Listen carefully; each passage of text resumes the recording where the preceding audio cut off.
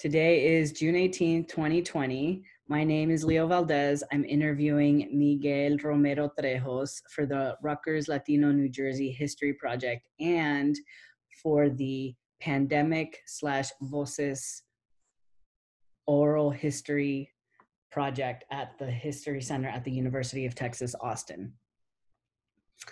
Please know, Miguel, that this interview will be placed in the Nettie Lee Benson Latin American Collection at UT Austin.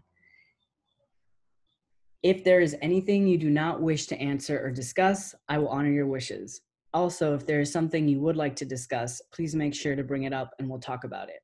Because we are not conducting this interview in person, I need to record your verbal consent. Voces wishes to archive your interview, along with any other photographs and other documentation at the Benson Library at UT Austin in Texas. We will retain copyright of the interview and any other materials you donate to Voces. So I need you to respond to 3 questions. Please say, yes, I agree, or no, I do not agree after each one. Do you give Voces consent to archive your interview and your materials at the Benson Library? Yes, I agree. Do you grant Voces copyright over the interview and any material you provide? Yes, I agree. Do you agree to allow us to post this interview on the internet where it may be viewed by people around the world? Yes, I agree. Okay, thank you. So today we're doing an interview on specifically the COVID-19 epidemic and how it's affected you personally and your community and the organizations you've been involved with. So my first question for you is, first, give us your name and where you're from. My name is Miguel Romero Trejos. I am from New Brunswick, New Jersey, via Colombia, Cali, Colombia. Cool, thank you. How did you first learn about COVID-19? So I first heard about it through the news. I remember that I think it was in January. I browsed this message board or this this website called Reddit, and a lot of people post. They can post links to websites or to news or to whatever. And there were some users that had posted videos of themselves in China. And they were getting forcibly quarantined by the government. And, it was crazy to see that, but it was also kind of like, I guess I saw it, but I didn't really think much of it. I thought that it was crazy, but it was also like, all right, like that's far away. So, and we already know that the Chinese government is very, authoritarian and, very powerful and, really it's kind of like a dystopia. But anyways, so that was happening, and then I thought, I didn't really think much of it until little by little more news started to happen. And then I remember when I really realized that stuff was going down was when the NBA was getting shut down. And I remember I mean, should I continue with this, or should I, because I'm about to get into how what happened at work and stuff like that. Yeah, whatever feels natural to you, for sure. Okay. So I remember when that happened, and the NBA was getting shut down, and that's when I really realized that, this is really becoming something bad. And wait, are you saying the NBA? Yeah, the NBA. Okay, the National Basketball Association or whatever it is. Yeah, the million dollar organization that the U.S. revolves, one of the major sports in the U.S. And when they were getting shut down, that's when I was like, oh wow. And I remember, as a side note here, that talking to people at work, and at one point talking to the scheduler at my job and just telling her I don't really think I should be going into work anymore, because I was recovering from being sick, but also the pandemic was happening. And I remember talking to her about it, and her being like, oh, it's not a pandemic. All you have to do is just take zinc and and it's gonna be all right. And I was just and vitamin D, and I was like, Ellen, the NBA shut down. There's this is a real thing right now. But yeah. So around when was that? What month was that? When did you go on Reddit, and then when the NBA shut down and when you were having that conversation with Ellen, and you mentioned you were sick? Yeah, that was around mid-February when I got sick in mid-February. After we had gone to, during the protest that we were at, actually, I remember I had to go to work after that. And we were at the Board of Governors. We were leaving the Board of Governors. I just remember feeling like I had a fever then. And I must have caught it. I'm not really sure if I had COVID or not, but I must have caught it before that, because it wouldn't have been instantaneous. Like I wouldn't have gotten it, like at the march. But after the march and after the Board of Governors meeting that we were protesting, I remember just feeling like I had a fever, and I was like, oh man, I think I'm getting sick, but I still had to go to work. So then I went into work, and it was a long day. We were doing an installation, putting up a TV, and I think it was a sound system at this school in New York. And we were there until pretty late. I think we were there until like 10 or 11 and p.m. And then I was like, oh man, like I'm really sick. I was like, sweating while I was working, and I was, and then I was like, all right, like, we left, and I went home, and then and that was on a Tuesday, and then Wednesday, Thursday, and Friday I stayed home. I didn't go to work, and I was hoping that I would get better, and I did not. I just still had a fever. I was still my heat at my house wasn't working. So I was sweating like crazy under my blankets, and then going to the bathroom, it was, like cold. And then on Friday, I was like, I have to go to the doctor. And then I forced myself to go on, on the website and find the doctor, because I don't have a primary doctor, so I don't really use my insurance very much. And then going to the doctor, this doctor, like, he wanted to basically get paid up front, which has never really happened before, and he only took cash. Really weird, just a really weird experience, and kind of exemplifies the crumbling of the U.S. healthcare system, in my opinion. Eventually he was able to take my temperature, and he prescribed antibiotic and a steroid, and I took those, and I felt a lot better, and also like medicine to lower my temperature.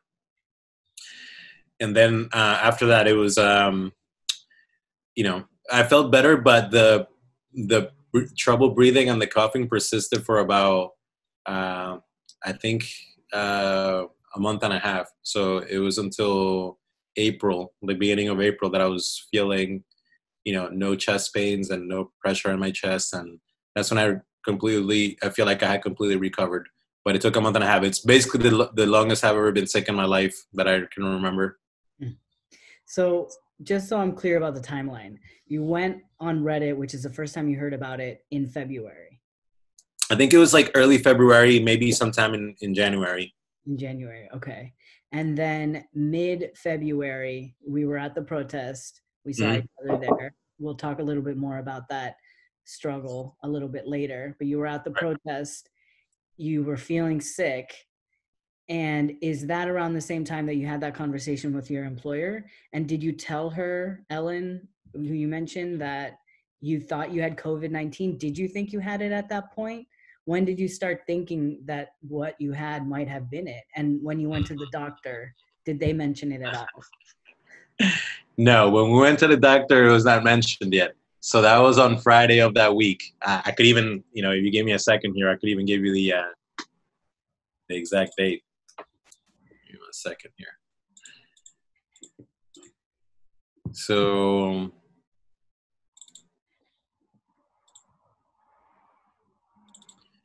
it was on February 18th was the protest, and I went to the doctor on February 21st. And then I went to work on Monday, the next Monday, on the 24th. So that weekend was really a weekend that I really found out what was happening, because on Monday we went to work at a hospital, right? And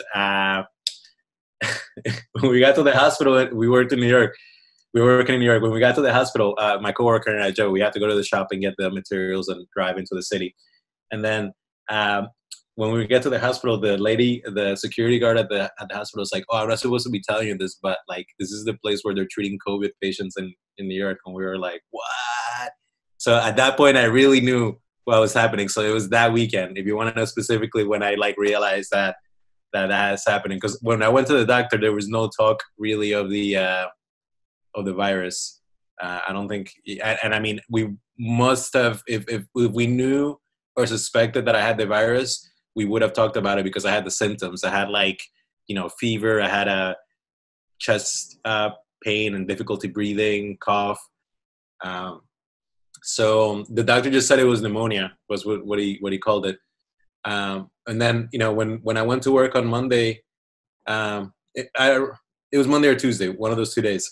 But when I went to work to the hospital, and this lady told us that, we were like, "Oh man, like our job doesn't really care about us because they just sent us to a hospital during a pandemic, and we shouldn't really be here." And I remember the hospital was taking extra precautions. They were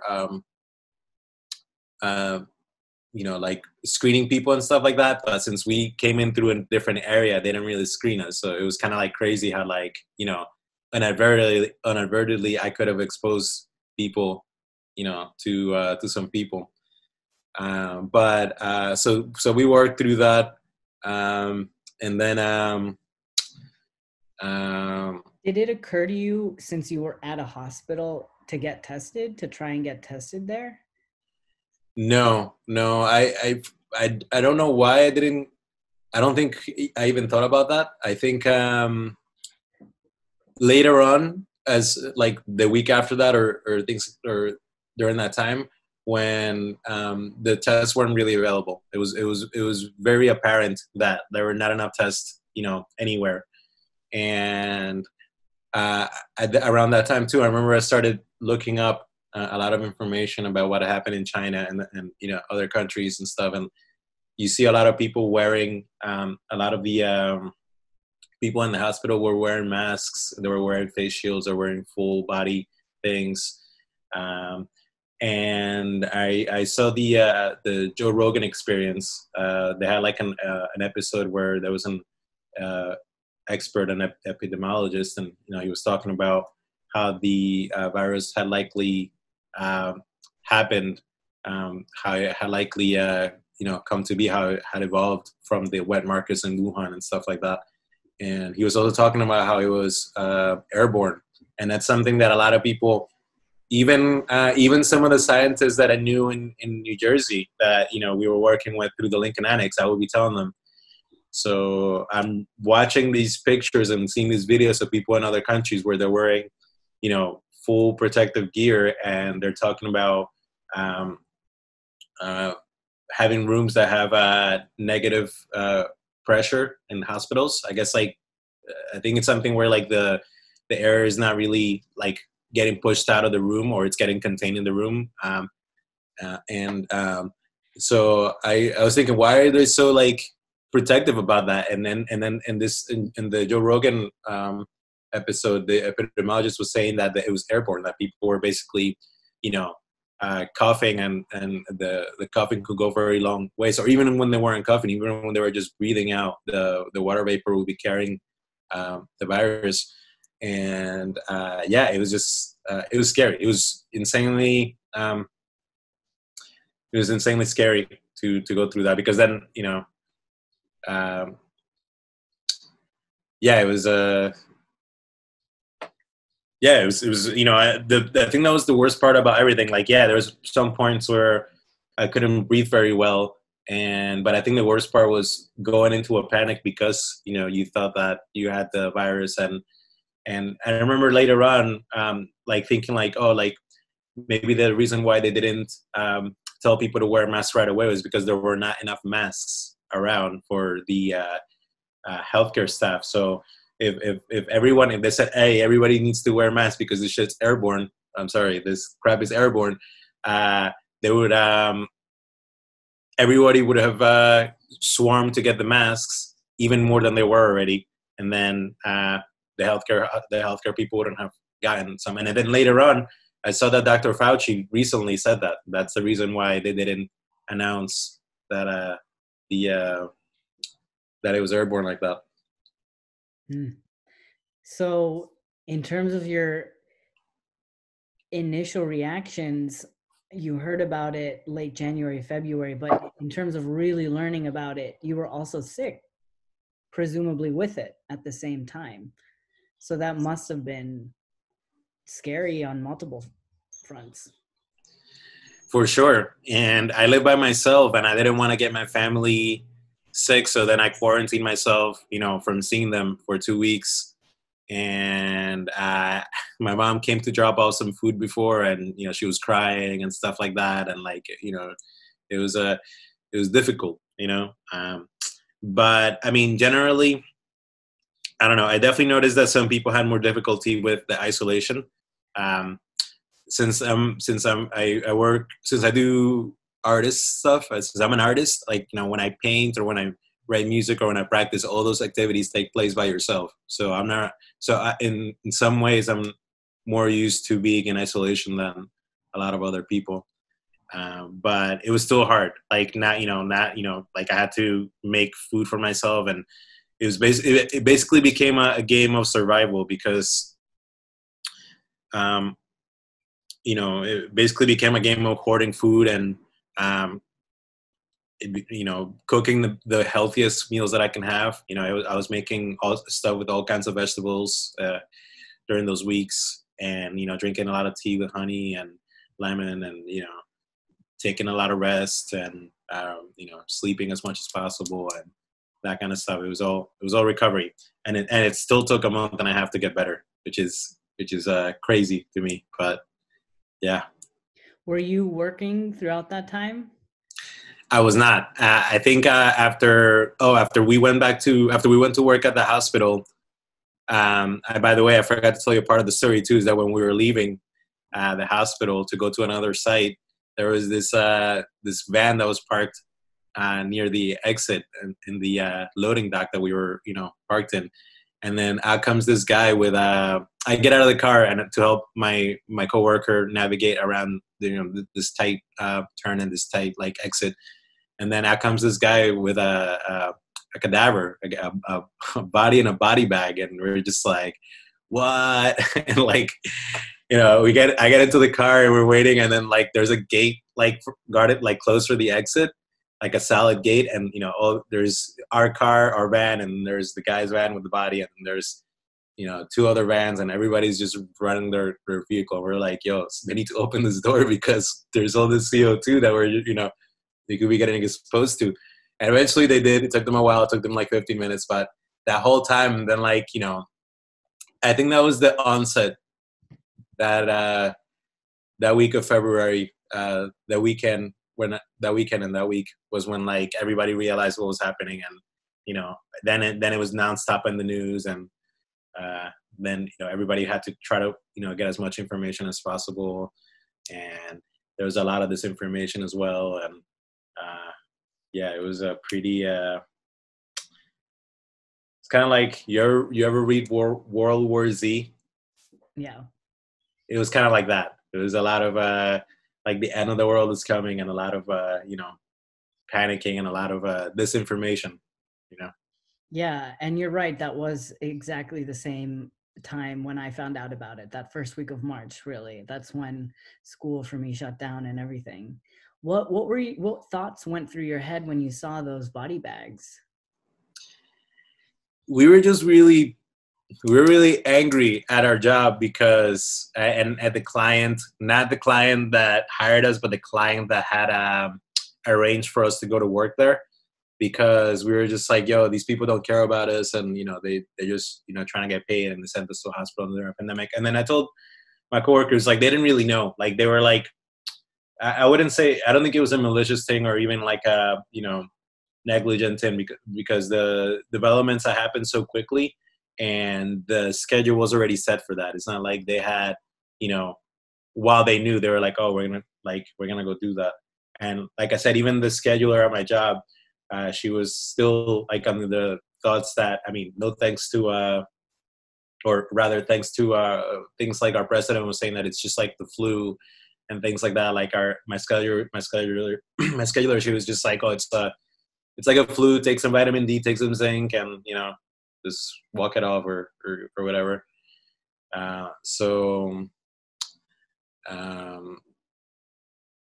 Yeah. But in some ways, you were kind of like a frontline worker because you were going into the hospital.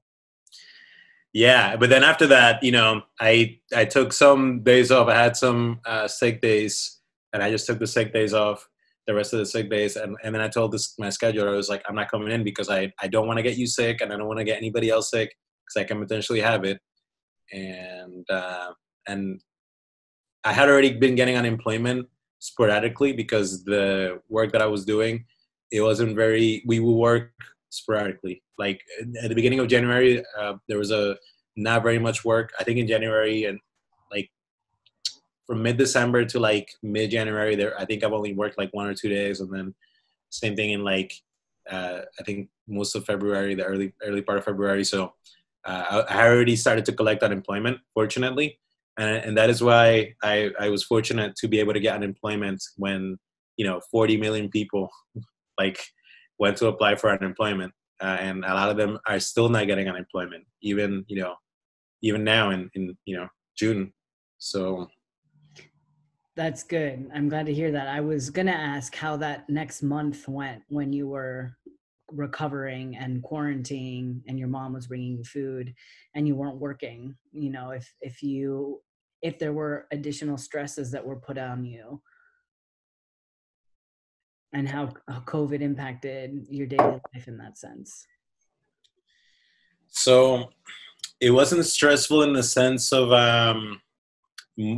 having to worry about work, because I am fortunate to be a U.S. citizen, and I'm fortunate enough to have been working already and worked last year, so I was able to collect unemployment, and I was doing okay that way. But the stress was and it still is the economic impact on everybody else around me. Even if like best case scenario, things continue the way that they're going and everybody remains peaceful, what happens when you have people that have been out of work for 3 or 4 months and they need to be able to have money for things? I think like hopefully not, but I think in the next few months there might be the possibility of there being a lot of a lot more assault or robberies or things like that, because a lot of people have been out of work for a long time. And not only that, but like a difficult conversation to have with a lot of people in the left, if you want to call them that, is a lot of people want to release prisoners from prison, and they want to release ICE detainees. And I think those things it's a good thought, but I think it needs to be measured, because if you're gonna have a bunch of people that are violent released from prisons and coming back into society, and like maybe they haven't quite reformed themselves, maybe they're not really adjusted to living in a place back into society yet without being violent. So for example, there's people like MS-13. There's MS-13 in New Brunswick, and there's people here that sell drugs in front of my house. And there's like people have gotten robbed and stabbed in my block and stuff like that. So like there's like, I definitely agree that and this is I'm kind of getting sidetracked here, that police reform is needed, and I think prison reform is needed, and those things are definitely true. But I also think that people that are saying defund the police, or not just defund the police, but, like totally get rid of the police, I think that's a good goal, but I think it needs to be measured first. Like who is going to deal with the, people that know how to use violence outside of my door? Like when I have to leave my house and there's people, selling PCP or crack or whatever, you know what I mean? Like, there needs to be maybe legalize drugs first, and take away that aspect of violent crime, and of organized crime or violent crime, and yeah, like because like if there's people doing stuff like that outside of my house, like if I have to call the cops on them, like, I don't want to call the cops on them, but, you know, if I can't call the cops on them, what am I going to do? I'm going to go out there and be like, hey, you should read Angela Davis and her book about, you know, how why prison's fucked up, and like not sell drugs in front of my house. You know what I mean? Like they're not gonna listen to me. Like people like that they're like used to, like, you know, listening to power, unfortunately. And like if you don't have power, like hard power, like, you know, violence, then, you know, they're not gonna listen to what you have to say. So it seems what I'm hearing from you is that there have been, you know, at least two developments. One, that there seems to be more of an urgent need for these types of conversations in this moment of COVID-19, and maybe related to that, you know, because you started out with talking about the stresses, that the increased stresses that have been created. Do you think that that there's more stress in the air, that you feel more stress about potential violence in society, an increase in that, an increase in robberies because of need, because people have been out of work? Is that kind of what you're saying? Yes, I feel like that the impact still has not been quite felt. Like I feel like there's businesses that started to close already, and I think, you know, I was reading that there could be a wave of foreclosures because a lot of people haven't been able to pay the rent, and, you know, all this kind of stuff. But I wouldn't say necessarily that the stresses with, you know, the people outside of my house and my block are a result of COVID-19. I think it's more, I realize it more now because I'm here all the time. So, you know, before I would be at work and they would be doing that kind of shit when I'm not here. But now that I'm here all the time and I have my window open, I can hear them when they're doing stuff and, you know, that kind of thing.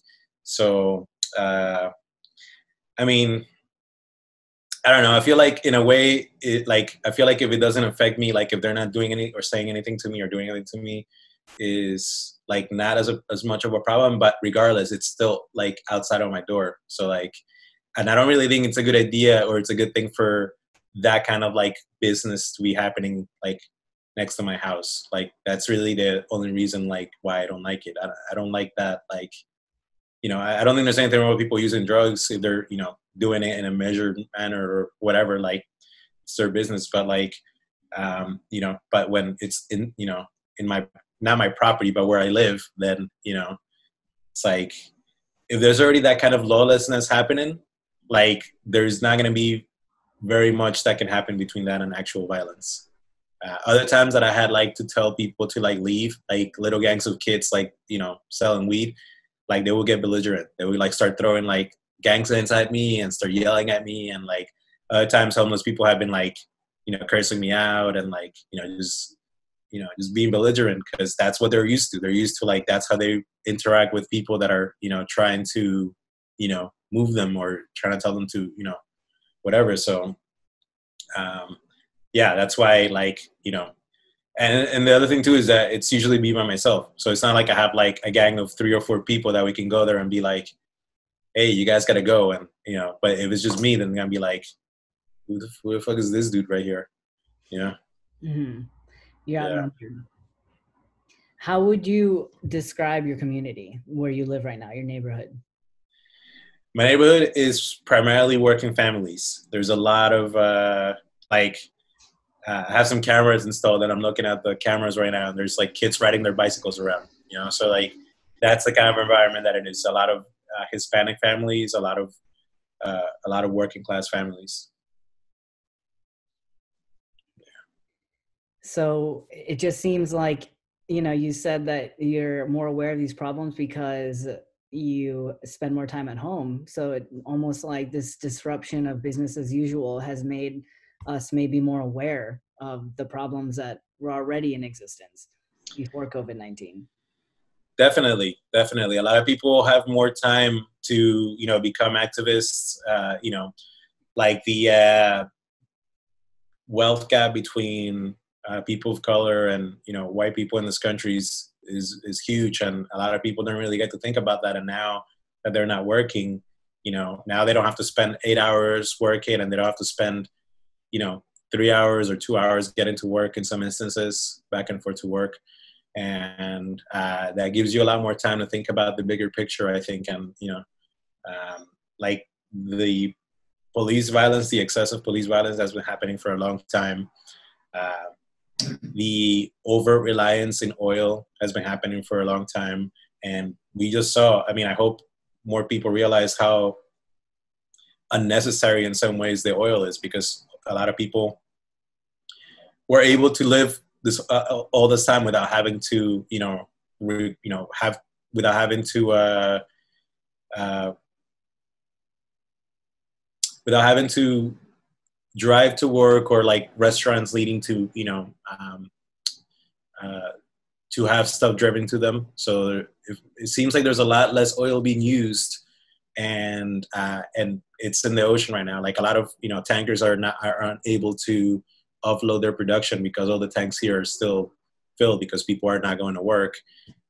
But I mean, it's kind of a weird balance because there are a lot of people out of work, but at the same time, we saw that, that we don't necessarily need, to be so reliant on oil, which in turn really is, a big part of the war machine, is being able to make profit from oil. So that's interesting. And you mentioned right now that it has given people an opportunity to become activists. Would you say that of yourself? Tell me a little bit about the mutual aid group that you're a part of, and how that started, who formed a part of it, and how did you get involved? So the mutual aid group, that happened because we're part of the Lincoln Annex group, the Defend the Lincoln Annex group. And the pandemic has... Can you tell us a little bit about the Coalition to Defend Lincoln Annex for the listeners? For sure. So the Coalition to Defend the Lincoln Annex is a group of people that got together to defend the Lincoln Annex from being sold. The Lincoln Annex is a public school in New Brunswick.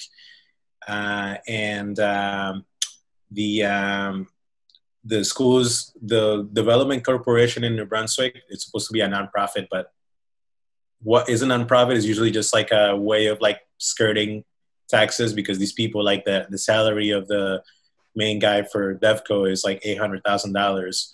He lives in New Hope or Lambertville, lives an hour west of New Brunswick, and he makes decisions for New Brunswick, and he doesn't even live here.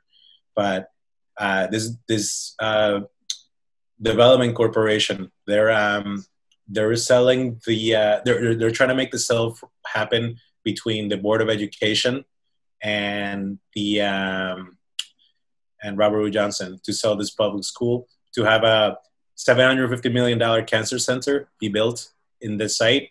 And then in the meantime, they're going to send these kids, 640 kids, to a warehouse that has been made into a school. And meanwhile, they'll build a new school in a contaminated site that has chemicals that can cause cancer. Basically, that's the gist of what the fight is. Like, the group doesn't think that the cancer center is a bad idea if they build it somewhere else. We just want the public school to be to remain open, or if they're going to build a new school, to build a new school not in a toxic site. And the other thing too is that the warehouse and the school that they're going to build, the new school that they want to build, they are in an industrial part of town. So this is part of basically unintended or intended gentrification effort. Like, a lot of poor brown kids are going to be moved to an industrial part of town, while the area now, which is kind of close to the center of town. It is basically the center of town. While that gets, a brand new building for a corporate healthcare. And, it's insane to me, and kind of like hopeless in a way, how like, even through the pandemic, there has not been more talk about universal healthcare, because how much money are these hospitals going to be making? How much money are these insurance companies going to be making through this pandemic? I mean, they're making an insane amount of money. A lot of the New Brunswick residents and general people here, they don't have free healthcare, or they can't afford to pay for insurance, or they don't qualify for insurance if they're undocumented. So I think it's crazy that people are not demanding healthcare to be free during this time of emergency. So tell me about the mutual aid group. So the mutual aid group, that happened because we are in the Coalition to Defend the Lincoln Annex as a group activist, and we're working on that. And then some of the members, some of the parents, and some of the members of the community that are fighting with us, they were out of work. They're already out of work for a month or two, and then they needed money for food, for medicine, for other kinds of stuff. And we were like, we need to be able to help them some kind of way. And then some people wanted to give some of the people money individually, and then I was like, if you give them and we don't know how much you're gonna give them, maybe the other people that are gonna be giving them are gonna be giving them like too much, even though there's really not too much. So I thought, let's make a fund and then give everybody a set amount, and that way everybody can donate into it, and then everybody will get a set amount. And that's what we did. So the mutual aid fund, I created the GoFundMe, but Dr. Fernandez is really the person that took charge in distributing the funds and in promoting it. Like, I donated, and a few other people in my family donated, and some friends, but the majority of the donations came from people that watch, I think, Mr. Gonzalez's Democracy Now! Show. Yeah, and also a lot of the Rutgers community, a lot of the Rutgers teachers that are, a lot more well off than the other residents here. They donated a lot of money. So we were able to raise like $23,000, which is insane. I thought that we were going to have a hard time raising, $3,000. And we distributed that through the, I think it was like a month and a half from when we started it. And it was crazy because like it became starting an organization from the bottom up, like basically doing I was the one that was doing most of the admin work. So I created like the sheets, the spreadsheets where we were having the information, and we came up with a process through how to intake people and take people's information and ask the questions to ask them. We came up with the parameters for the people that qualify for the help, we essentially became social workers. We essentially became like basically what people with social work do.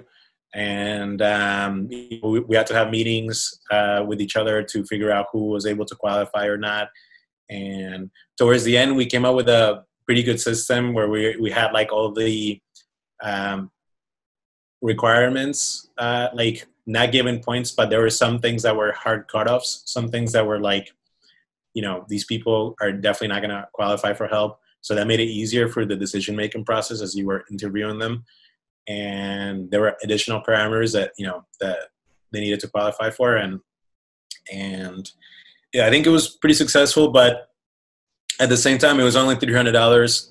It was only, like a one-time payment. So it's not like we, we became like a, like an EBT type of like, food stamps thing where we were giving people monthly, allowances and stuff like that. But it went well. I think we helped, some people that, needed some help. We helped them out during that time. I haven't spoken to them since. I hope that at some point we're able to like really make it into a mutual aid thing so that like people can, help each other, but also maintain their dollar within like local communities. I feel like that's kind of what made, like I heard about like Black Wall Street in Tulsa, like they're able to become so successful was because the dollar would make its way go, in that community like 5 times before it left or something like that. So like, I don't know if that means like 5 different businesses that were within the community that were receiving and paying, other businesses. But yeah, I think that's that would be a good thing for that to happen, in New Brunswick as well. I'm curious, how did you all decide on the parameters to distribute resources? Because were there a lot of people in need, more than you could help? What was the intake process like? Definitely. So when we first started, we were helping other people within our chat. Like, we have a Lincoln Annex chat, and it was basically the people in the chat and the people that they knew that needed help. So it was that small circle. And then at one point we joined. On WhatsApp? What's that? This was on WhatsApp? That's right. Yeah, our WhatsApp group. And also the immediate circle that even if they weren't on the WhatsApp group, they knew somebody who was on the WhatsApp group. So somebody would say, "Oh, this person needs help." And, we would interview them. And like, the parameters were basically undocumented people, single mothers, people affected with COVID, and elderly. Those were the four like main parameters that we were working with. But then later on, it became more not exclusive, but like more refined, because then we had New Brunswick residents, even though we did a lot of non-New Brunswick residents. But I'll continue with this, but I have to go back to how the development happened. But it was also a disqualifier was not receiving EBT, because at first we were giving people money even though they were getting EBT for their kids. But then later on, we were like, they shouldn't get money because there's people that are getting no money. So we should give money to the people that are not receiving that. And I forget the other qualifiers. There were some other qualifiers, but basically that was the gist of it. We were trying to help out, people that that weren't getting money from anybody else and that needed the money.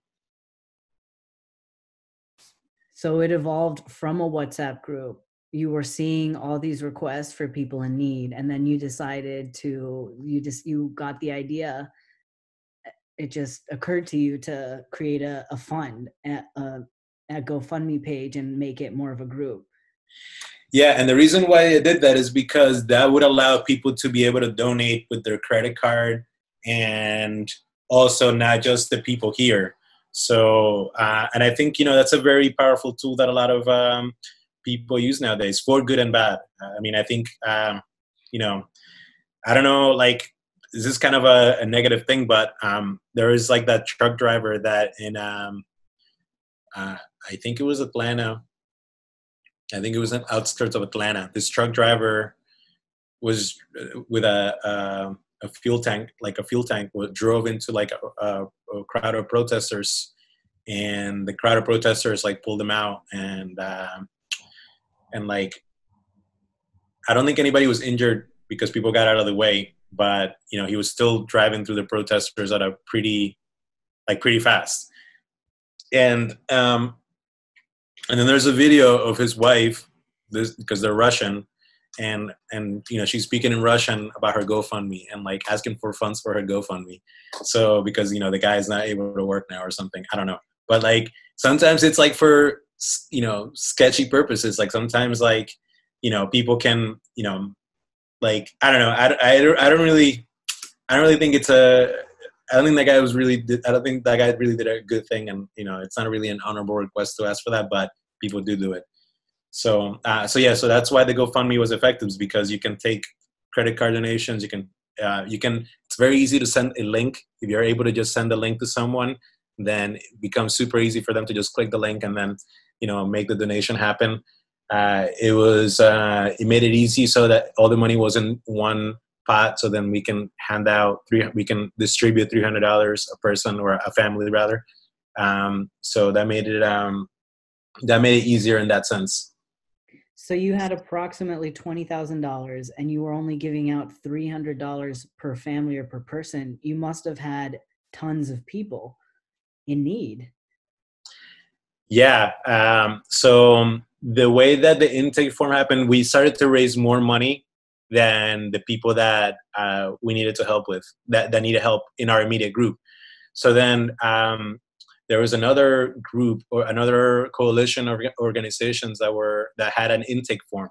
So that was a Google form that people can fill out and request help with, and that they had created. So then that has Ethnos, which is a New Brunswick-based faith organization, that had Urban Revival, which is Mona's food delivery group, that had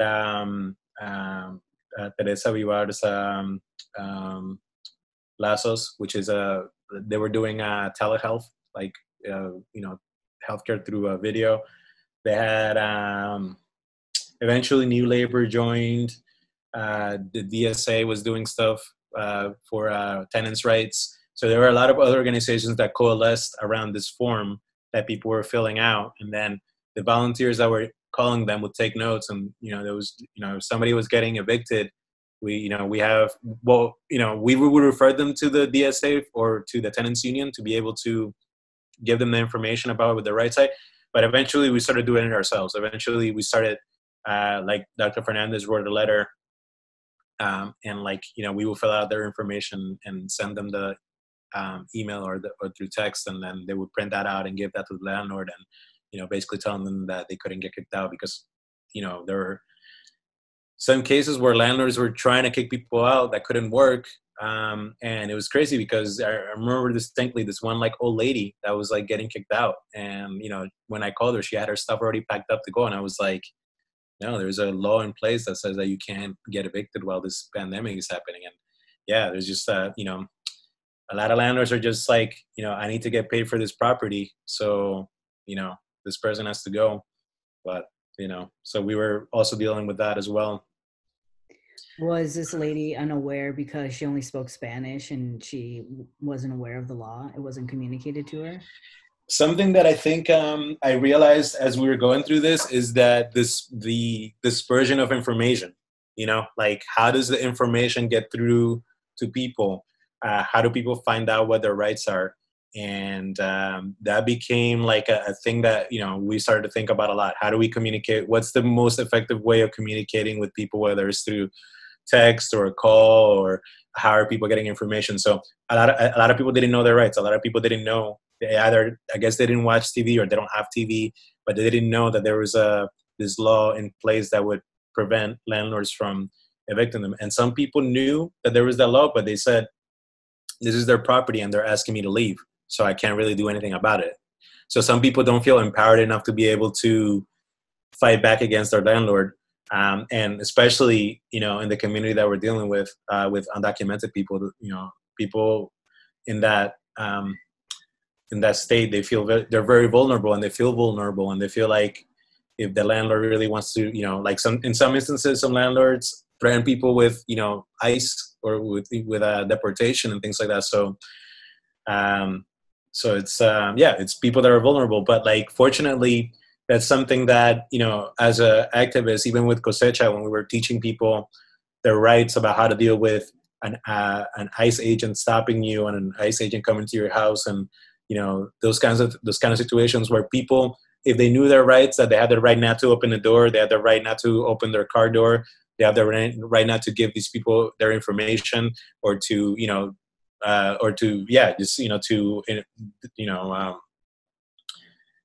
sign anything, and all these kinds of things. It empowers people, just the knowledge of being able to do that. So that was another aspect that was in practice now, was teaching people that their rights, as far as not being able to be evicted until 2 months after the pandemic is over, after the state of emergency. So you all were passing out resources and distributing money, and in addition, educating New Brunswick, primarily Latinx community members. That's right. Yeah, we were already having a conversation with them. So it wasn't giving people money is definitely a good, important thing, but also the knowledge that you can give them to protect themselves and to empower themselves, that was that became also an important part of it. What is one thing that you've learned from your involvement in the group, Grupo Ayuda Mutua? Something that you didn't know before? Um, I mean, I think like definitely the extent of people's disconnect from, you know, from what's happening. Um, but I also think I feel like I should go back a little bit more with the way that we were intaking people and the way that that developed. So a lot of the stuff became, you know, making it clear for people to be able to communicate with us and us to be able to communicate with them, because a lot of people don't have a very high degree of communication of education. A lot of people don't have I don't think they can read very well or write very well. So and then, you know, for us it became, you know, some of the like the way that they had originally written the form, some of the stuff was written by somebody who was like using Google Translate. So like we had to like change stuff so like people that could speak Spanish could understand it better. And then we had to learn, you know, what questions to ask, because part of our what we had to do was figuring out the people that really needed help and didn't need help, because it was a difficult situation, because you're not in a way, you're not in a place where you can meet the person and meet person to person. You're not in a situation where you can ask for documents, you know, to prove these things. And so a lot of it had to just be investigative work of, you know, you asking the right questions, trying to get the truth out of people. And you know, that was the that's how, you know, we, you know, how we did our process. And also as activists, we had to work with people in the system as well, because this is it's in a state of emergency. So like we couldn't be like, oh, we don't want to, you know, take money from the city, or we don't want to take, you know, we don't want to work with people from the city. And it's like, no, we have to take money from the city, because like even though our group didn't take money from the city, we had to work with groups that were taking money from the city, because they were helping people. So like you can't be like, you know, in this instance, we couldn't afford to be like, oh, well, you know, the city's not doing a good job. Like it had to be like, you know, all hands on deck, and, you know, let's try to get everybody through this difficult period. Which groups did you work with that were working with the city? Ethnos takes money from the city. Ethnos works closely with I'm not sure if it's Collab Arts, or if it's Proyecto Esperanza or Unity Square, but they're very involved with that group. Recently, actually, Urban Revival. Oh, so by the way, Urban Revival is the group that did the food delivery, and they were exhaustively. They did so many food deliveries to so many different people in New Brunswick, bringing them food. Yeah, it was crazy. And I think she had like, I don't know, like 10 people at one point doing deliveries with her. And she did an amazing job coordinating that. And eventually, Mona was able to get funding from churches. So some churches were giving her money to distribute. And then there were some other, and then eventually the city gave her money to distribute as well. But that happened recently. Like the city gave her money like 2 weeks ago or 3 weeks ago, or yeah, I think like 2 weeks ago. So like the response for the city to be able to help the community has been extremely slow. Like the reason why people like me had to get involved, and people like Dr. Fernandez had to get involved, and, you know, Ms. Stork and Mrs. Juarez, all these people that, you know, became the Grupo Ayuda Mutua, is because the city they basically didn't do anything. They basically stood idly while they provided no leadership. And then the stuff they provided was like, you know, way after the fact. And they posted videos about like, you know, keeping social distancing and about masks, but that was already after, like, after all this stuff had already happened. After it was already months. I think it was 2 months after the pandemic had already hit. At that point, everybody already knew. So like, what took you so long? Like, what? I don't know. Like, I just think like the leadership in you know, in the city is just inefficient and corrupt, and yeah, it was not. They just didn't do a good job. I think they like posted like, oh, we did we handed out meals at the steakhouse in near George Street, and like this expensive steakhouse. And what, are we supposed to be happy because you did one food event where like, you know, at an expensive steakhouse? Like nobody cares. Like you're stop. They're all about the PR. They're all about like, all like, the photo ops, but they're not really about the substance of, really helping the community. So it was 4 people, a musician from the community, a ethnic studies Rutgers professor, and 2 women. Were these parents from the Lincoln Annex School? So Lindy Stork, she used to be a teacher, a kindergarten teacher in New Brunswick for very many years. And she was one of the people that ran for the Board of Education, because that was one of the strategies that the Coalition to Defend the Lincoln Annex was doing, is to get some of the people that were for that plan to sell the Lincoln Annex unelected. So that was one of the people that ran for that. But there was like some talk in our group, because she felt like maybe some people could interpret that as, her trying to buy votes or something by helping people out. But that wasn't the case. A lot of the people that we were helping out can't vote anyway. So it's not like, it's not like that. So Maria Juarez is one of the parents of the kids from the Lincoln Annex. And it is remarkable the amount of work that her and Dr. Fernandez put, because Dr. Fernandez was sick while this was happening. She had COVID, and she was very, very affected by it. And she was still getting up, and she was still working. She was still doing the calls. She was still sending, getting the money from the bank and, distributing it. And the person that was actually distributing at the beginning, that was doing the delivery, was somebody named Sebastian Leon. I believe he's another Rutgers professor. So the Grupo Ayuda Mutua, the mutual aid group, that was Dr. Fernandez, her husband Juan Gonzalez, that was Maria Juarez, Lindy Stork, Sebastian Leon, and myself.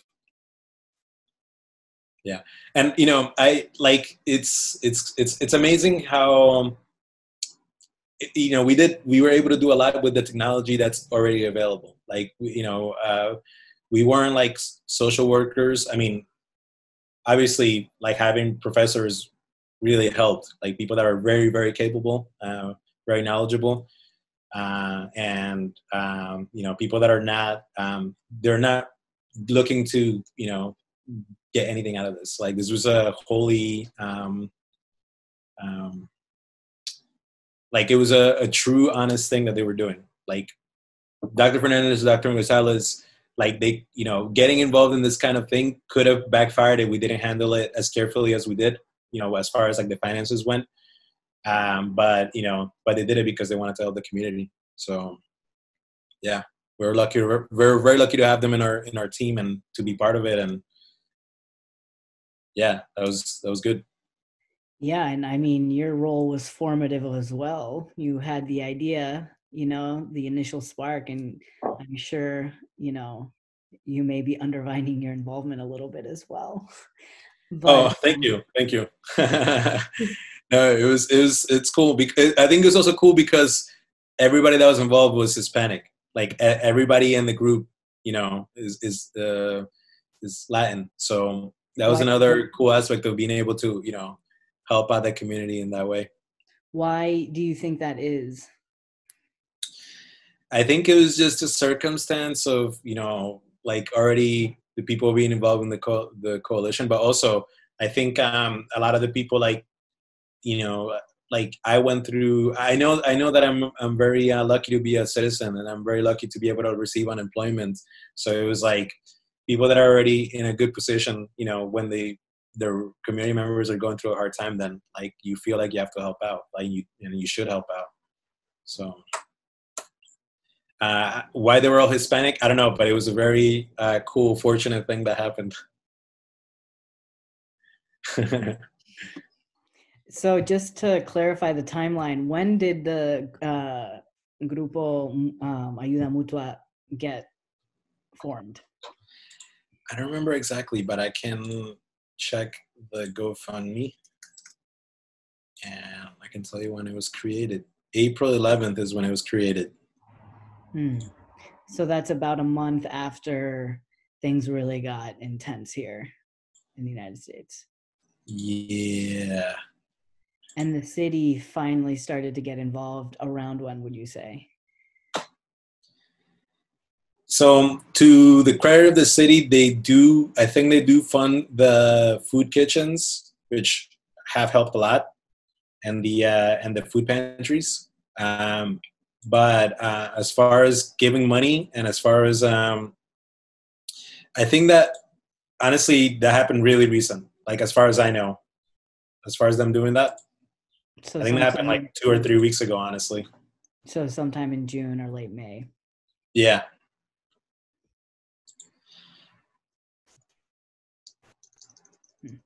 So I had a question about how your activism has been impacted by COVID-19, because you were involved with the Coalition to Save Lincoln Annex before the pandemic hit. And now with social distancing in place and masks, things have really changed. People have started doing car caravans for protesting. How has your involvement in the social movements changed, if at all? So I think it definitely gave me more time to be able to do it. I think, I mean, I've done it while I've been working, but since, I'm not working now, like those are the times that, you have more time, so you're able to get more involved. And I think our coalition needs to do a better job doing outreach through the internet, because I get ads for Robert Johnson on my Facebook feed, and we need to be doing the same. We need to be exposing them, to what they're doing, and how they're profiting from these bad decisions that they're making. So I think our coalition needs to do more of that, and that's something that I brought up. But unfortunately, the coalition is a loose group of individuals working together. There is no leader that decides what happens. So if if if sometimes like the initiatives don't take you know they don't take momentum, but yeah, that's something that we need to do more. We did a lot of Zoom meetings, but it's definitely affected us a lot, because one of the main ways that we were doing outreach is through protest, or through talking to parents person to person. Unfortunately, after COVID happened, we couldn't meet parents in front of the school anymore to talk to them. Only recently were we able really to, when they went to pick up their stuff from school, that we were able to, stand outside and, talk to them and tell them about the fight. And it's difficult because the Board of Education has, all their phone numbers. They have, all their contact information. They'll send them a text saying the school is sold and the new school is going to get built. And we have to do the legwork. We have to go talk to them in person, be like, the school is not sold and this is what is actually happening. And they want everybody to go along with it. Like they've done, like the way that the development corporations have been doing it. Like the way that the Puerto Rican community got pushed out from downtown New Brunswick, and the Afro-American community got pushed out of the downtown New Brunswick for big high-rise buildings. And that happened 30 years ago. And that's what they're continuing to do. Even if it may not be explicitly like that, the DEFCO people are, we're white supremacists and we're explicitly pushing these brown kids. It may be more of like, we're rich people trying to get more money and we don't care about these poor people. But I think that's like the connection that happens with like race and class, and like the amount of money that people have, their wealth. So but it does become a racist thing, because the majority, I think it's like 95% Latinx, the school, and a lot of the parents can't vote, so a lot of the parents are undocumented. So it's it's them taking advantage of it, really. You mentioned a little bit about how there's no leader in the Coalition to Save Lincoln Annex. I wondered too about the mutual aid project, and how you talked about the intake process and the parameters, and how the categories for choosing people, but how were decisions actually made? Was it consensus or voting? Yeah, so I loosely identify as an anarchist, and to me what that means is being involved in a democratic process where everyone has a voice. Um, so so like when we were making those decisions, it had to be a group conversation. So Maria, Lindy, Lilia, and I had to be on the call, and then we had to, make the decisions. And it made them longer because there is the different, I don't want to call them factions, but there are different like points of view that were pushing and pulling. So like I would be more on the conservative side of, oh, like we shouldn't give money to these people because of so and so. Like there's people that would give us their email, and their email will be different than their name, and then the name in the email will be different. And at one point, this one guy sent me a different email, even though it's so one guy with 3 different emails, and I was just like, this to me looks sketchy because look, why is this person supposed to be not a tech savvy person? Why do they have these emails? And why did he change his email after having a conversation with me? He changed his name in one of his emails. There's just like all these inconsistencies, and I was just like, okay, we should be cautious about this person. And then like there were people in the coalition that were like, no, we should help them, and they would really be like pushing to help people, which is good. I think it was good to have both of those forces debated out, and I think that's the good thing about having a democratic approach is to have the conversations in the open and see how the points can persuade the other members. And like, and then I don't remember. I think since there were 4 of us that were mainly doing the decision making, at some point some people just make concessions, or sometimes some people just miss the call. So, but I mean, we had to start making decisions for the requirements at some point to make them like hard requirements or hard decisions because we were taking too long to approve or to disqualify people. So yeah, it was like, we needed to speed up the process because the list of people that needed help it grew tremendously. Like it was something where we first started, there were only like, 100 people, which by the way, that's the reason why we went onto that list, was because they had more people in need. The Google form was spread very widely. So when people started to get help, they told their other friends and their other family members or other people that, needed help. So that the word of mouth got spread out very quickly about what was happening. So then we went from having, 100, 200 people to like having like 600 people in like, I think like 3 weeks. So, yeah. And then at that point we would not be able to help everyone. Like our organization would not be able to help everyone. But fortunately, Urban Revival was able to provide food and money, and Ethnos was able to provide money, and so like most people were helped out in some kind of way. Okay. So have you been involved in the 2020 protests that have happened recently, the Black Lives Matter protests? Yes, I have. And I've been to 2 or 3 protests about that. In New Brunswick? Yes. And what is your opinion on the current state of affairs, and in general, and specifically also relating to Latinx communities, New Brunswick, among others? So I think the conversation is a very important conversation that needs to be had, and it's something that needs to be acknowledged.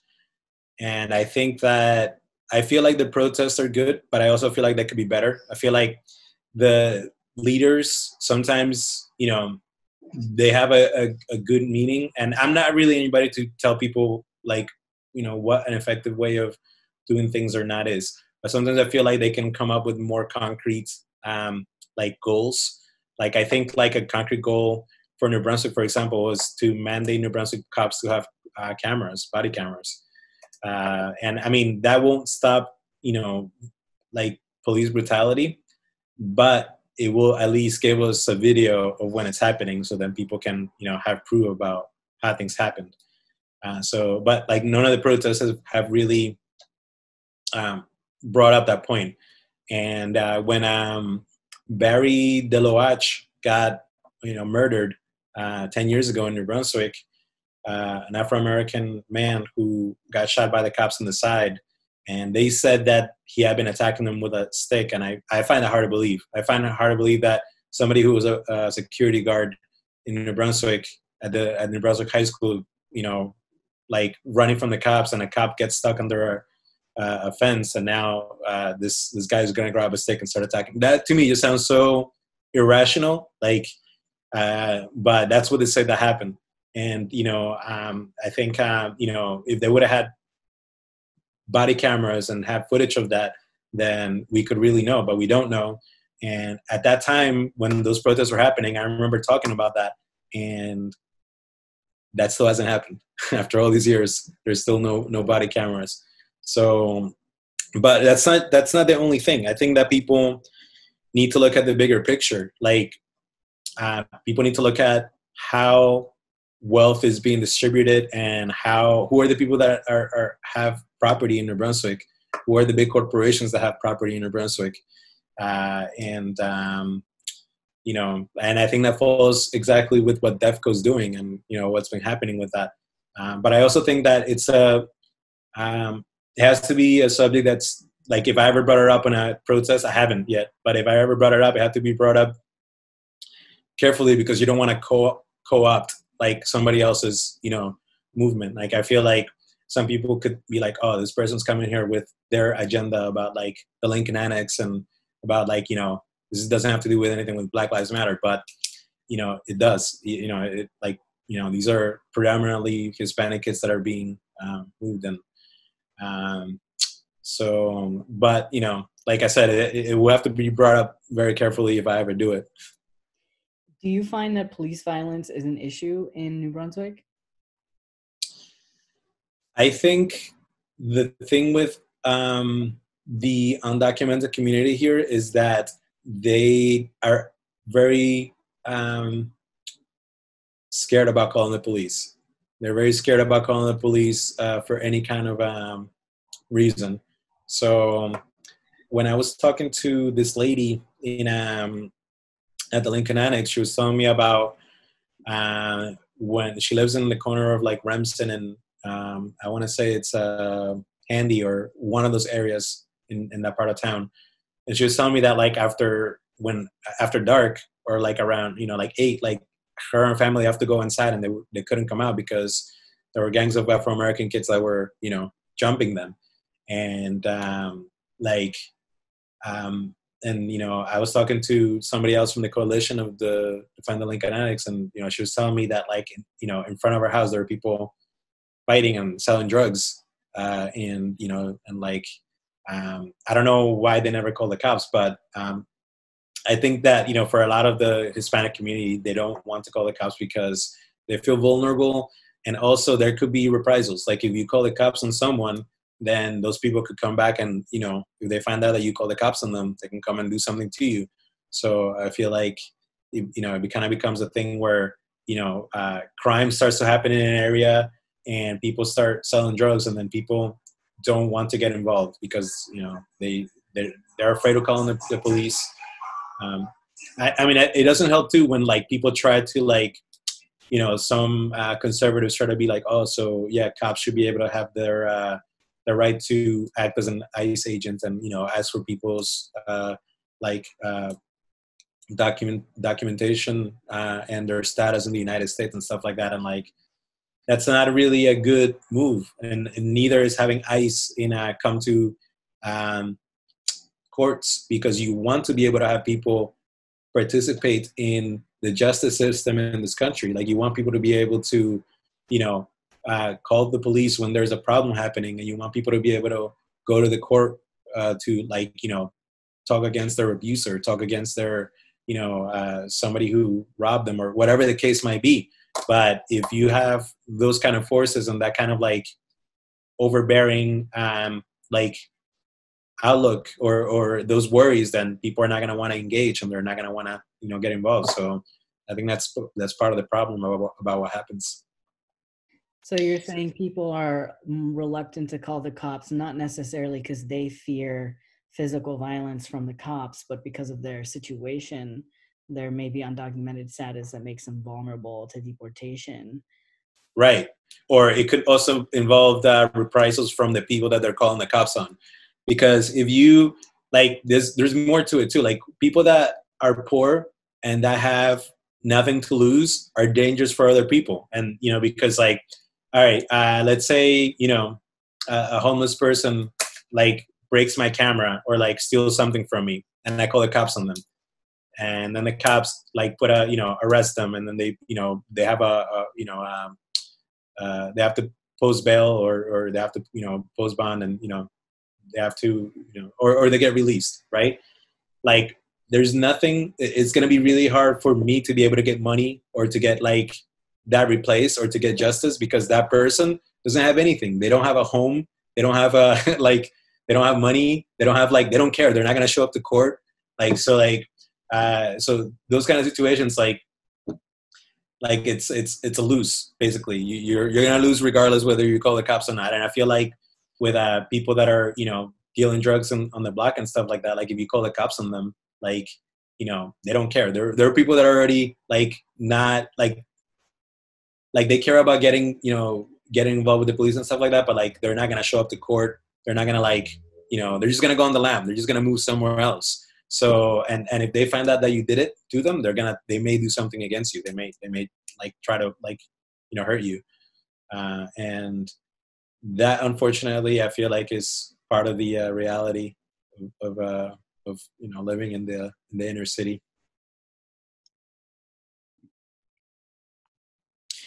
I remember reading something once about why people choose the government or the government that is currently happening. And it was some statement that was like, people choose the least violent or least oppressive government or gang of people that, like, you know, to, you know, rule the area. So, like, you know, let's just suppose that, like, you know, the government here became even more absent, and there was a local lord that was, you know, the ruler of the ghetto. And, you know, you knew that if any problem, anytime anybody came and robbed your house, you could go talk to them, and then they would go take care of the person that robbed you, or did whatever. And that's the government that people would choose. That's what happens in a lot of like, countries, is that, like, people, like, the government's so absent that the other government that happens are, you know, the gangs that are, you know, dealing out justice. And that's what you see in, like, favelas and things like that. Is like, in, you know, in some ghettos, that, like, the gang that's, like, most protecting you is the gang that becomes the government. And you know, before I was like, that's not true. And then, like, the more that I think about it, I think it really is true. I think, you know, yeah, you choose the least, or you choose to go with the least, you know, oppressive or least violent group that will go against you. So, and, like, most people don't really have, like, time to think about that kind of stuff. Like, most people, you know, they're trying to go to work and feed their family or feed themselves and do some kind of something, you know, find you know, a lover, or, you know, some kind of other actualization thing. But it's interesting to think about that. So, in terms of COVID and the future, how do you feel like COVID has impacted your daily life? When do you think you're going to go back to work? What do you think about, you know, this new era where we're living with COVID? So I think that there's going to be a second wave, probably, because there's still no vaccine, and people now are walking around without masks, and people are starting to open up businesses and stuff like that. And in a way, I can see why people want to do that. They want to have a return to normalcy, and the economic aspect of it is definitely very impactful. So many people have lost their jobs. So many businesses have closed. So many restaurants. So many bars. So that is definitely difficult. All the people that work in the service industry, they lost their jobs, and people that had, invested so much in their businesses and, so much money and time, and now those businesses are gone. So I think it's going to be a long recovery. And I think it's going to be difficult for things to happen because I think we're still in the middle of the first wave, but I think, you know, with all this stuff that's happening now, there's going to be more people that are sick. And I also think a lot of people are not going to care, because the way that a lot of people in general work, like there's kids in cages, and there's people being bombed in, you know, in Yemen and all over the world. There's all these kinds of bad things that are happening, you know, because of U.S. corporations or because of moneyed interests. And a lot of people are just like, I don't care. Like they just don't. They're just trying to go about their daily life. So they don't really have like that, like they don't know, or they don't, you know, it's mostly that they don't know. It's not like the newspapers and the media is talking about like the horrible things that are happening in the world. They barely talk about it. So so I think like once the second wave starts happening, people are just gonna want to take the losses. Basically, they're just gonna be like, you know, we want to get a haircut and we want to go get ice cream, and I don't care that those people died. I think that's what's gonna happen. I think it's gonna be a while before I get back to work. I would ideally like to not continue working as an AV installer. I do enjoy it, and it is good pay, but sometimes you just feel like you're not really spending your time in a satisfying way.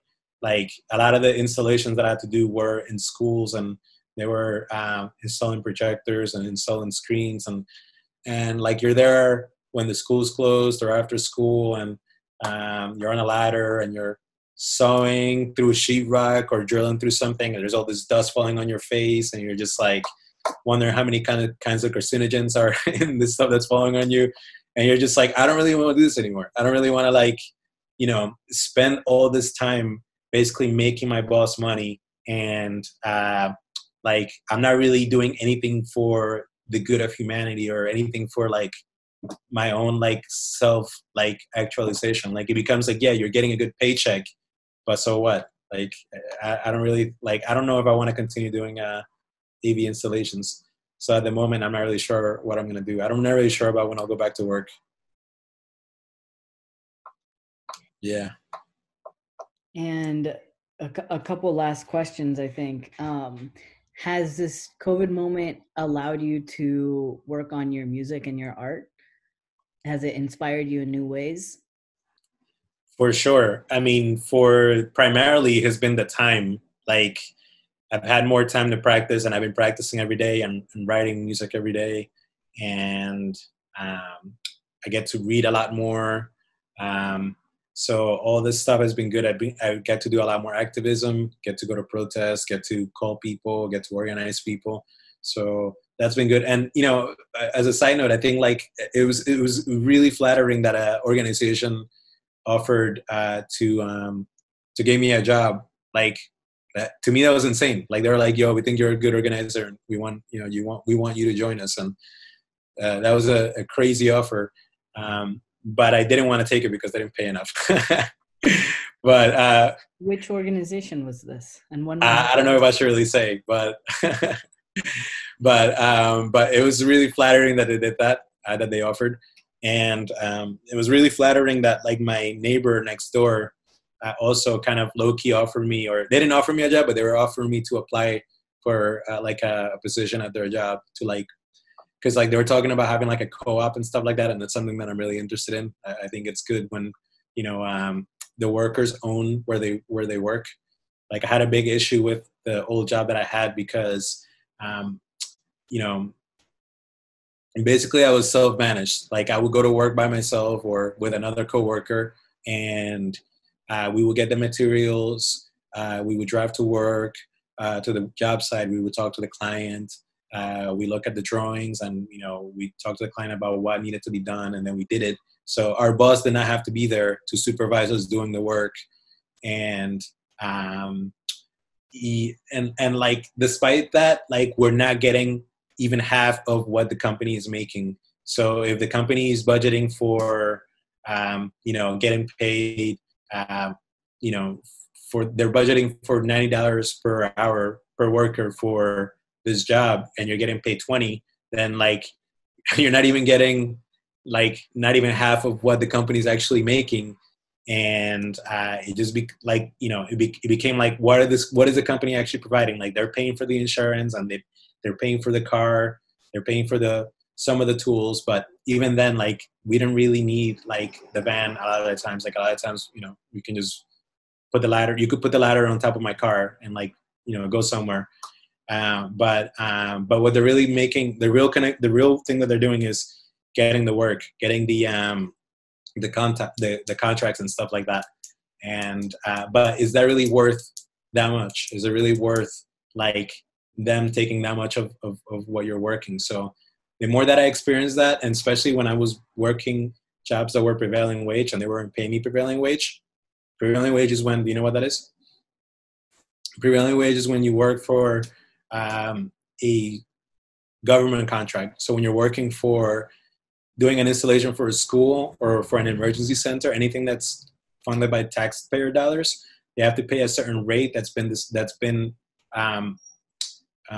arrived to by the unions, and doing what is that called?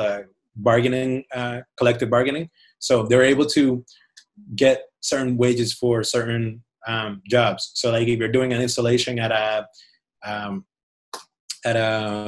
emergency center, the pay per hour is supposed to be total like $95 to $100 an hour for the worker.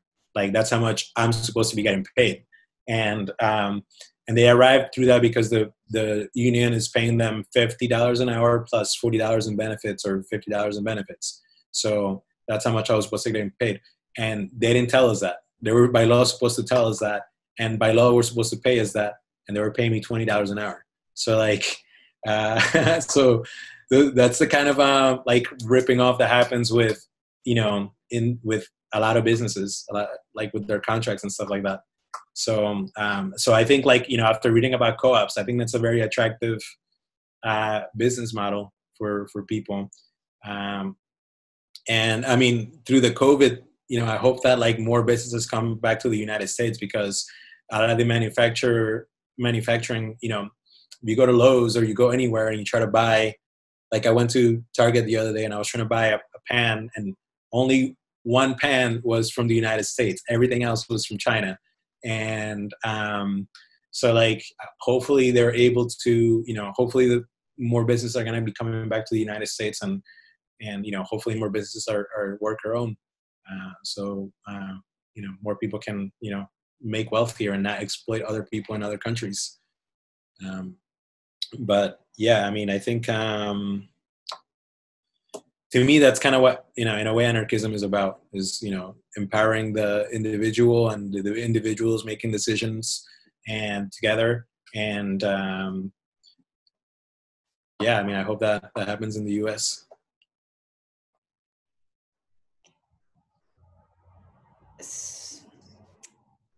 I guess I just have, one concluding question. We've been chatting for a while now, and is there anything else that you'd like to share with me about your experiences with COVID-19 and the past couple of months that I have not asked about?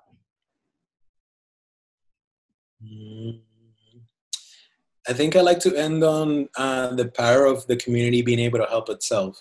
Like a lot of people have been able to contribute, whether it was through the mutual aid fund or through them just giving other people groceries or money or help in other ways. So, like things with burials, or things with healthcare, or things with, depression and, those kinds of things. So I think, I think this time for a lot of people were able to help themselves, and it really highlighted the power of the community being able to help itself and, to sustain itself. So I I'm not really like an economist, so I don't really know how like it would how much more self-sufficient a community can become, but hopefully more. Hopefully they can continue doing that, and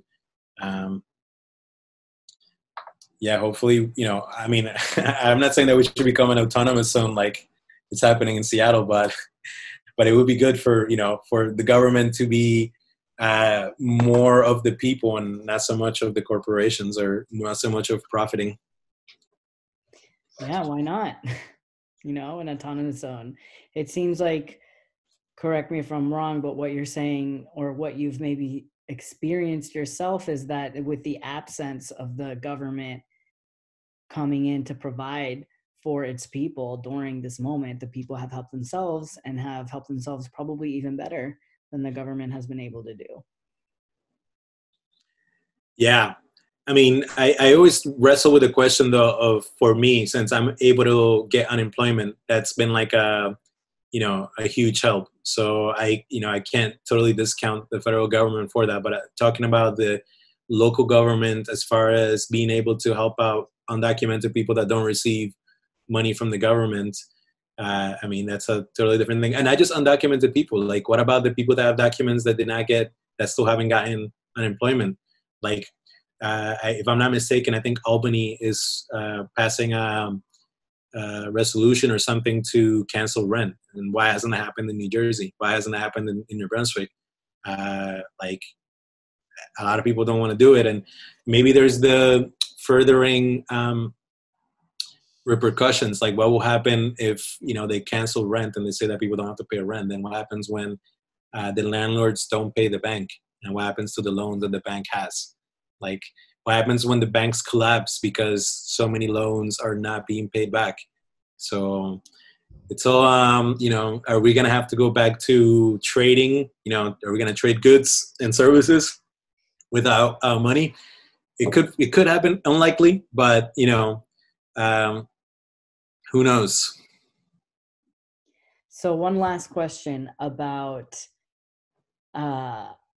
your thoughts on the federal government and the stimulus checks that were available to U.S. citizens, of course, and not undocumented people. What was there discussion around that in terms of your family or your community?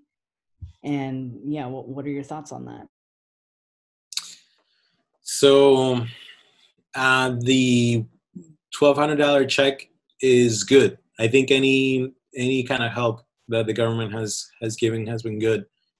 I think they primarily, I think, there's just so much stuff to keep up with, but I think primarily the people in power, they were basically, the White House has been let's loot the country, and really it's really the Republican Party, but I mean Democrats are not far off either, but it's really been like, let's loot the house. Like, when they knew that the pandemic was going to happen, there were senators that sold stock in affected companies because they had insider information.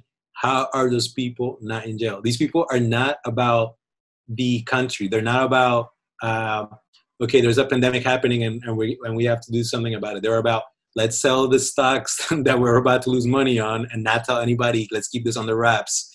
And they're about enriching themselves. They're about, the corporations have been enriching themselves. They're about their tax bailouts for a lot of other, companies. Like, they expect people to have 6 months worth of savings, but then a company can go, 1 or 2 months without, getting money, and they're asking for bailouts. So I think, like, it's good that the federal government has been giving money to people, but it's also people's own money. Like, this money that people are giving is their own money, but also it's really just like a loan that kids are gonna have to be paying back. Like, the amount of debt that is being accrued is, beyond comprehension for me. So it's yeah, I think, like, I don't know. I mean, other generations have to go through difficult times. Like, generations have to go through wars, like where they were conscripted and they had the Great Depression and all kinds of awful stuff. And this is the thing that we have to deal with. This is the unfortunately, but fortunately we are alive and in good health. And fortunately we have a lot of people that work together and care about each other.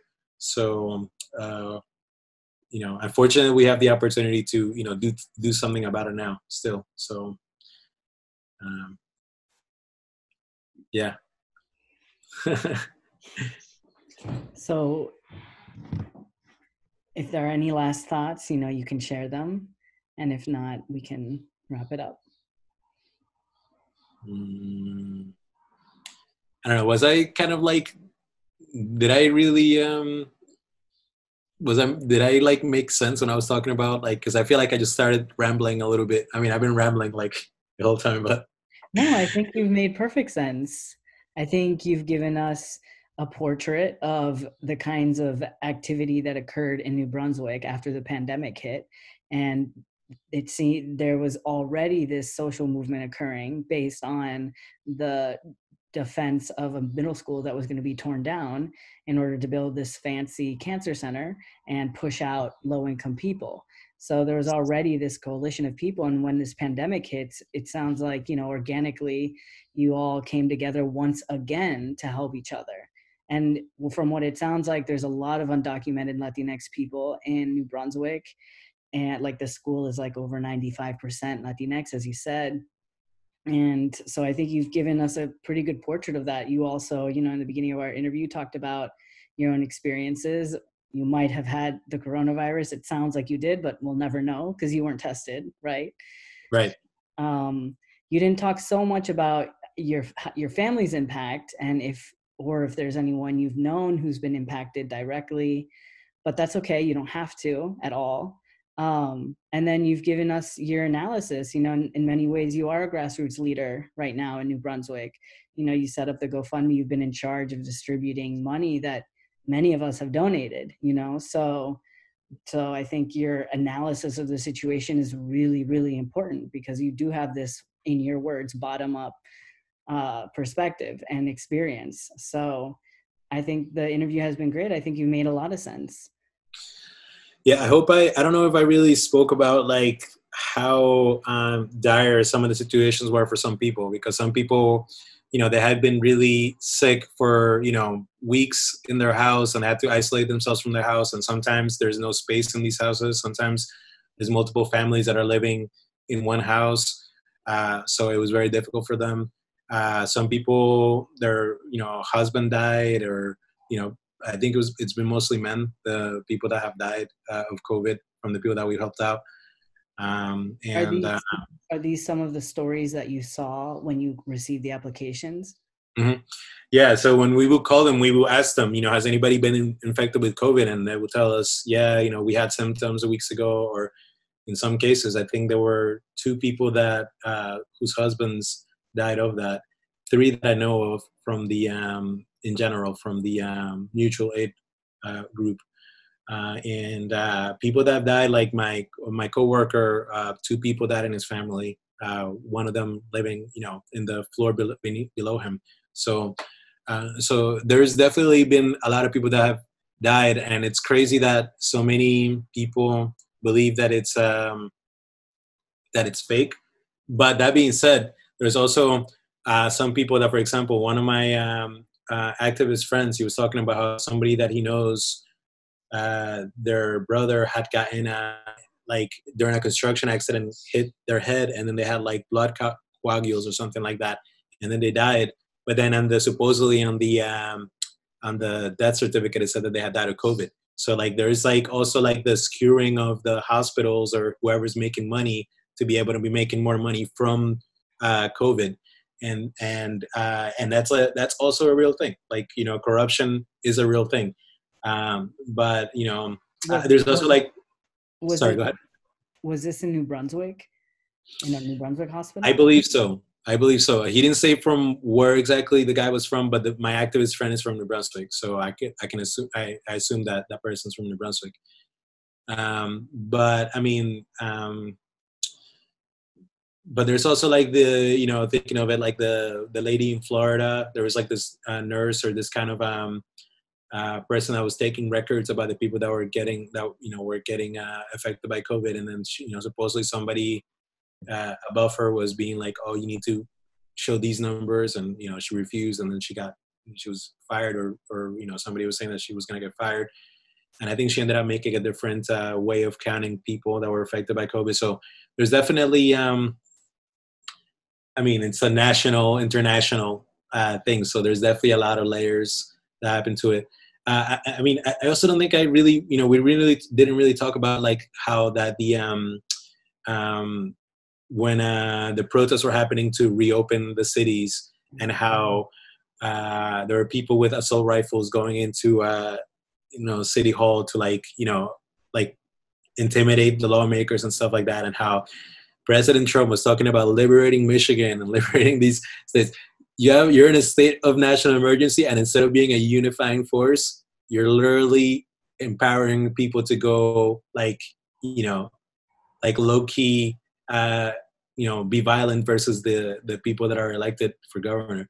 It's insane. It's insane. We're really kind of in one of the worst positions, because the people and the leaders are not for unity. They're not for, let's get through this. They're for, let's make money and let's stay in power. Mm-hmm. Well, we can certainly talk about all kinds of things, and Trump and everything. But I think the most useful topics for this interview is the central question of how has the Latinx community been impacted? Because the Latinx community faces unique problems. Many of us are racialized, as non-white, non-Black, and so encountered discrimination on the basis of ethnicity and race. Many people are undocumented.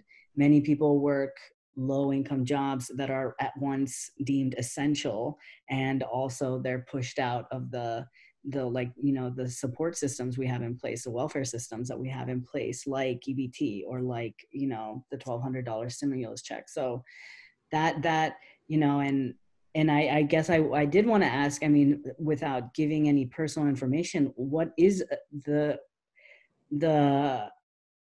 maybe a typical story that you've seen from your applications for the mutual aid project for people in need, and maybe one of the worst ones that you've seen? The typical application, a lot of the people, when we were doing it, because I think we've stopped now for about a month, when we were doing the mutual aid fund, the majority of the people were not working. They had been out of work for at least 6 weeks, so a month and a half.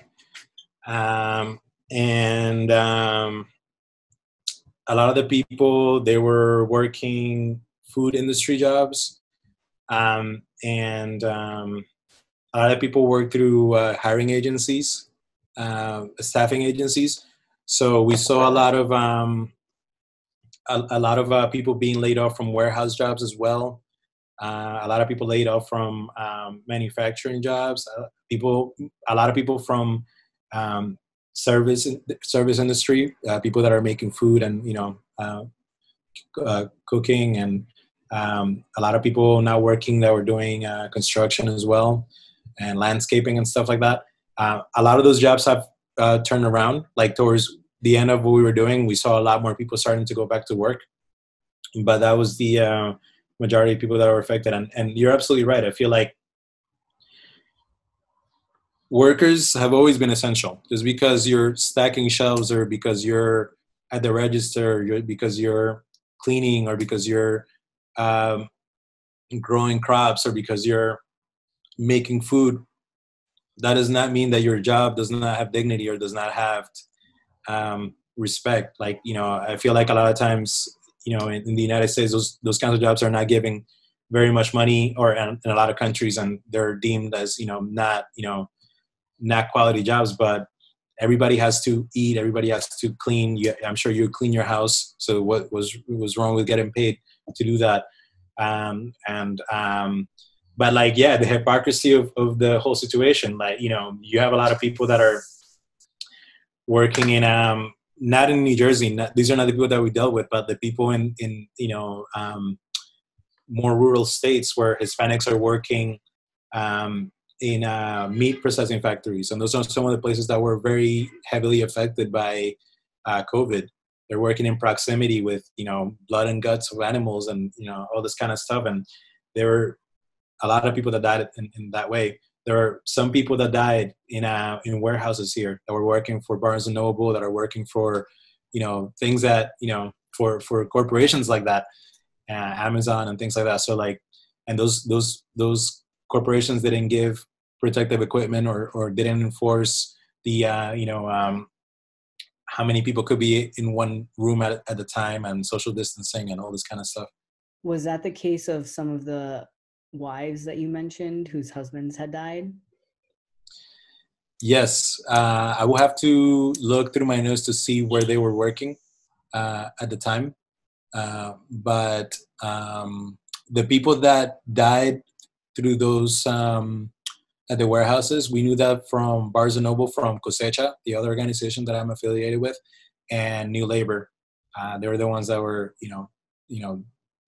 recently we had a protest and they had, like signs of the made of the people that had died during that because of lack of protective equipment or not being able to refuse jobs that were risky. So yeah, the hypocrisy of people deeming now these jobs essential because they needed to have food stocked and all these kinds of things. But now that we're through the pandemic, now they're back to not being essential and not getting respect is crazy. And I hope people can remember how much we needed these people to be at work now that things are coming back to normal. Absolutely. Yeah. Absolutely. Well, I think I've asked my questions. And thank you for doing this second interview with me for this project. Thank you, Leo. Yeah, I think, your perspective was really important and unique, and I'm really glad that we were able to capture it. So thank you so much for listening and for, for thinking of me to be included in this conversation. Of course.